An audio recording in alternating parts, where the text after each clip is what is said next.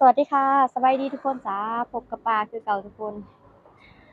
มื้อนี้จะบ่มีแดดฟ้ามืดครึ้มเลยเนาะฟ้ามืดครึ้มเลยจ้าตอนนี้ก็อยู่กับน้องทีน่า2 คนคือเก่าน้องทีน่าอยู่ไหนนั่งเล่น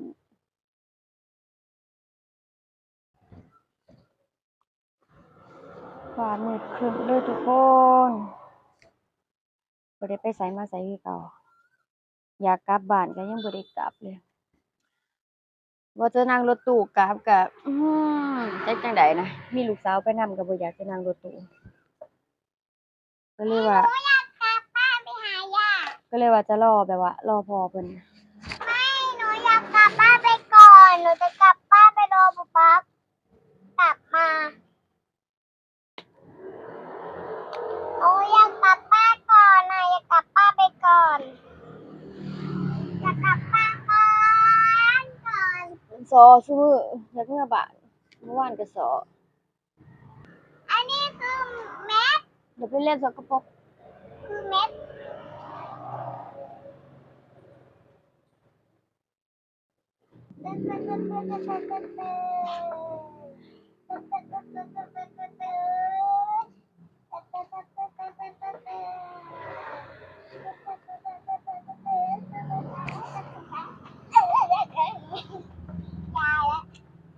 หนูอยากกลับบ้านไปหาย่าแม่หนูอยากกลับบ้านไปหาย่า เดี๋ยวค่อยไปอย่ามันสิล้มใส่หัวเจ้าของแม่หนูอยากกลับบ้านไปหาย่าเออไปหาเล่นไม่อย่าไปหาย่าอย่าไปหาย่าอย่าไปหาย่าอย่าไปหาย่างี่เง่าคือหยัง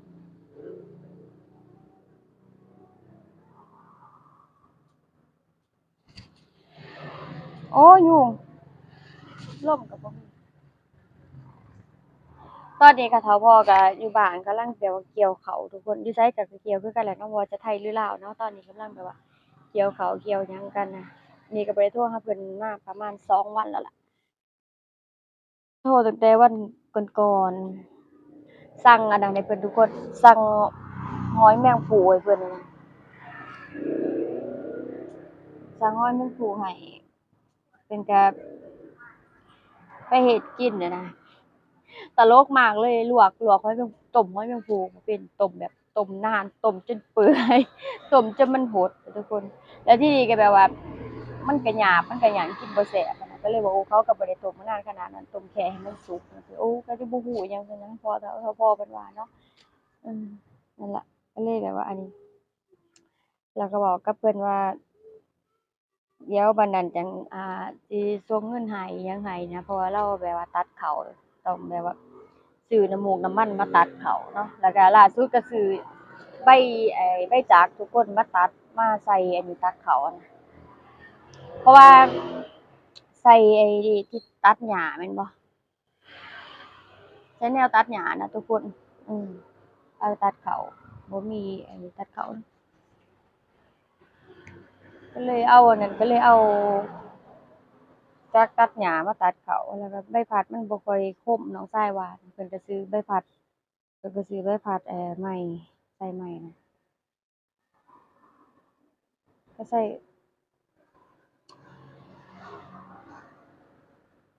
จักได้จักให้เลยเลยบ่ได้โทรถามใกล้จะเปิดเทอมแล้วเนาะทุกคนป้าหนูอยากกลับบ้านไปหาย่า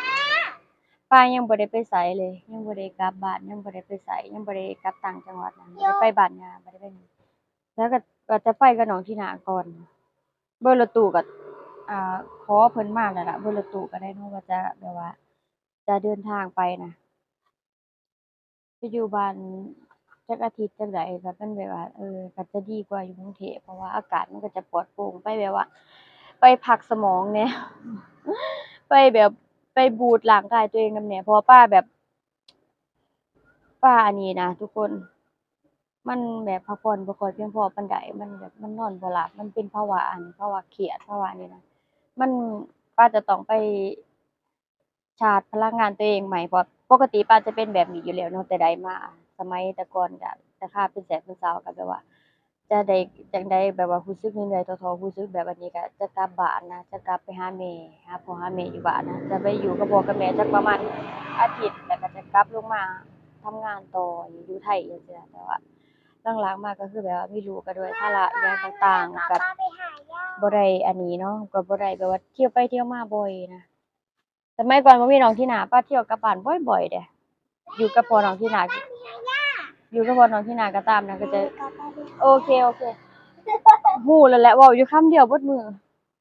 สิกลับบ้านไปหาย่า ขอขี่รถไปก่อนนะครับแหมแหมแหมแหมแหมแหม อันนี้แต่ก่อนจะเที่ยวบ่อย แม่พามาขี่รถตัวนี้ ก็ข้าวบ่มีลูกสาวก็ได้นะมีแฟนก็ได้แต่ว่าเราก็จะเข้าใจเวลาเครียดๆจังซี่ป้าก็จะกลับบ้านก็แบบว่าไปบูตตัวเองใหม่ไปแบบชาร์จพลังงานใหม่สินะ เสียงดังรบกวนมากเลย แม่พูดกับ FC ก็ฟังไม่รู้เรื่อง เสียงมันดังลูกฟังบ่รู้เรื่องแม่เว้าออกไปก็เสียงมันรบกวนระวังหงายท้อง หาท้องอะโอ้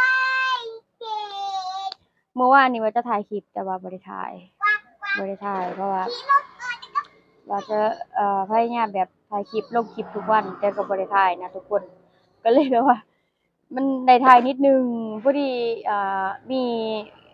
เรื่องราวเขามาก่อนมีนู่นมีนี่เขามาก่อนก็เลยไปเฮ็ดนั่นเฮ็ดนี่ก็เลยแบบว่าก็เลยบ่ได้ถ่ายเนาะสรุปแล้วก็อาทิตย์ท้ายๆไว้นิดหน่อยได้ลบคลิปแล้วมานั่งถ่ายใหม่ทุกคนคลิปนี้ก็บ่มีหยังหลายทุกคนจ้ะป้าก็มานั่งเว้ากับ FC เนาะแล้วก็เอ่อเว้าเรื่องอันนี้เนาะจ้ะ ดูข้างหลังตัวสิลุ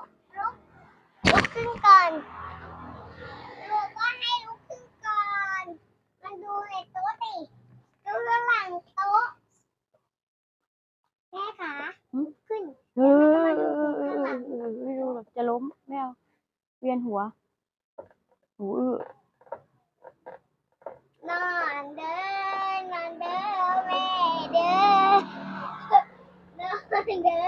อันเด้อเหมือนกันนะเก๊กเก๊กเก๊กเก๊ก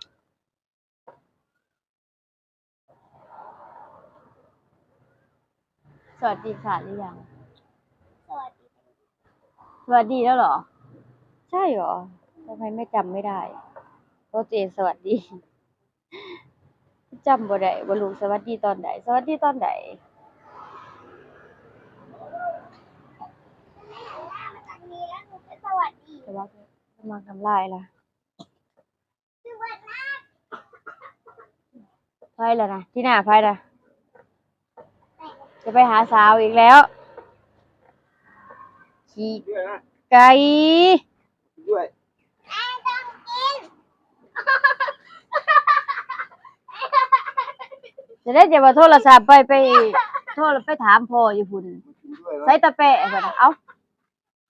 ไอ้ นี่เดี๋ยวโทรไปหาถามพ่อเป็นงานนั้นเขาตะแปะเด้อจ้ะเปิดตะแปะเอ้าพ่อว่าตะแปะบ่ได้เป็นงาน เอ้า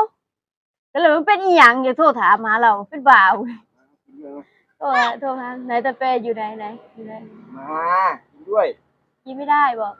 กินไม่ได้มันไม่ใช่ของผู้ใหญ่ของเด็ก เดี๋ยวกินซื้อให้ใหม่ไปพาพี่ไป บอกไปดอกบอกดิอยากเป็นนพ่ออ้วนบันตีตะกี้นี่ ไปไหม เพราะว่าไปจังไดไปสิอยู่นำแม่เขาจะขายของสิไปนั่งเฝ้าสิไปให้เขามานั่งเฝ้าเจ้าของแต่แปจะไปหาสาวแล้วทีหน้า แต่ไปยังไม่ได้ไปเลย นี่กำลังจะไปหาสาวแล้ว เดินอยู่เนี่ย